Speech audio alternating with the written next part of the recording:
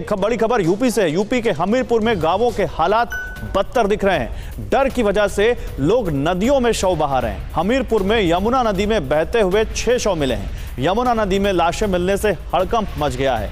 अब लोग नदी में शव बहा रहे हैं और सवाल यह है कि जब कोरोना अप्रोप्रिएट बिहेवियर की बात आती है तो उसमें यह भी आता है कि कोरोना से अगर किसी की मौत हुई है तो उसको कैसे अलग तरीके से उसका अंतिम संस्कार किया जाए ताकि वो बीमारी फिर उससे आगे ना फैलने पाए।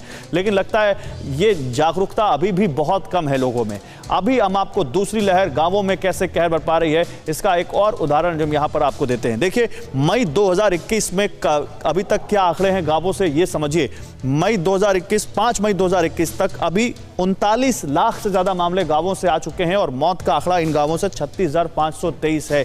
तो शहरों के मुकाबले हो सकता है यहां पर रिपोर्टिंग कम हो सकता है बहुत सारे लोग ऐसे हैं जो गांवों से या तो टेस्ट नहीं करवाते या फिर टेस्ट करवाने के बाद उनका आंकड़ा नहीं सामने आ पाता। 16 सितंबर 2020 तक का आंकड़ा हम आपको बता रहे हैं, तब जब पीक आई थी 16 सितंबर में, तब तक क्या हुआ था। संक्रमित मरीज गांवों में 10 लाख से भी कम थे और मौत का आंकड़ा भी 10,000 से कम था। लेकिन अब यह आंकड़ा तेजी से बढ़ रहा है। रिपोर्टिंग भी एक बहुत बड़ा मुद्दा है यहां पर। कुमार, क्या ये हम कह सकते हैं कि गांवों में अभी भी बहुत हिचक है? एक हिचक सामाजिक तौर पर भी है। कई लोग पर्सनली मैं जानता हूं कि उनके अंदर यह हिचक होती है कि अगर मैंने कोरोना का टेस्ट करवाया और कोरोना संक्रमित हो गया तो पता नहीं किस नजर से सोसाइटी या गांव के लोग मुझे देखेंगे।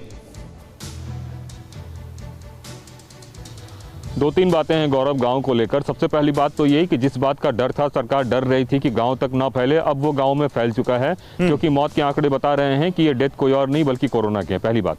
दूसरी बात अभी शादी विवाह का समय है। गांव वाले अभी भी नहीं समझ रहे हैं, वो उसी तरीके से शादी विवाह दूसरे सामाजिक जो रीति रिवाज है उसमें वो हिस्सा ले रहे हैं, जिसका खामियाजा भुगतना पड़ रहा है। तीसरी जो आप बात बोल रहे हैं, जो हिचक है, वो हिच सबसे बड़ी है। गाँव में अभी भी किसी को सर्दी बुखार होता है तो वो उसको बहुत ही लाइटली है। उन्हें ऐसा लगता है कि शायद गोली खाने से जो वहां का डॉक्टर देता है या जो वहां का फार्मासिस्ट देता है वो खाने से ठीक हो जाएगा। हर जो सर्दी बुखार है वो नॉर्मल वायरल नहीं हो सकता, वो कोरोना भी हो सकता है, ये समझने की जरूरत है। अब उसके लिए क्या बेसिक इंफ्रास्ट्रक्चर होना चाहिए, क्या टेस्टिंग होना चाहिए, ये बिल्कुल भी नहीं हो रहा है। उस स्तर पर नहीं हो रहा है जिस स्तर पर जानकारी मिले। शहरों में तो हो ही नहीं रहा है, तो आप गांव में क्या उम्मीद करते हैं कि हो रहा होगा। और दूसरों लोगों में जो हिच है, उस हिच का असर दिख रहा है और वो इतना खराब है कि अब जो वेव जो दिख रहा है गाँव में वो शहरों से कहीं ज्यादा है। और सबसे अफसोस वाली बात यह है कि रिपोर्टिंग बिल्कुल भी नहीं हो रही है उसकी। इक्का दुक्का अगर मीडिया में रिपोर्टिंग हो गई तो हो गई, वरना ये कंफर्मेशन तो हो ही नहीं पा रहा है कि वो कोविड है या नॉन कोविड है। आधे से ज्यादा लोग टाइफाइड समझ रहे हैं, मलेरिया समझ रहे हैं, दूसरी बीमारी समझ के, और उसका सवाल तो ये भी है कि रिपोर्टिंग होगी भी तो कैसे? नॉर्मल प्रोटोकॉल के तहत। सवाल तो ये है कि वो कोरोना का टेस्ट करा भी तो नहीं रहे हैं। उन लोगों को ये डर है कि कोरोना का टेस्ट करा लिया तो फिर हम कैसे जिएंगे, कैसे हमारा समाज में हमको कैसे देखेगा। फिक्र आपकी, सोमवार से शुक्रवार रात 9 बजे सिर्फ TV9 भारतवर्ष पर।